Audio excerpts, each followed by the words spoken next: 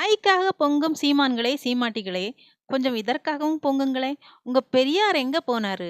பெரியார் மண்ணுல இந்த அநியாயம், அக்கிரமம் இப்பவும் நடக்குது பாருங்களேன். நாங்க தாழ்த்தப்பட்ட ஜாதி பறையம் போனவங்க அதுல ஊருக்குள்ள போகக்கூடாதான். என்ன ரொம்ப கீழ்த்தரமா பாக்குறாங்க எங்களை. எங்களுக்கு பொது வழி பாதை நான் எல்லாரும் போற மாதிரி நாங்களும் போகணும்னு ஆசைப்படுறோம். அது தப்பா? நாங்க தாழ்த்தப்பட்ட ஜாதின்றதுனால நாங்க குறுக்கு வழியில தான் போகணுமா?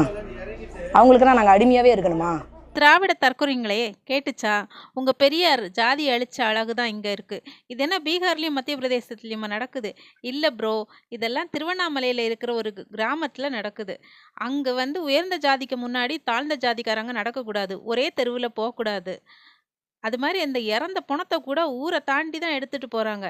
இந்த சூழலெல்லாம் இருக்குது.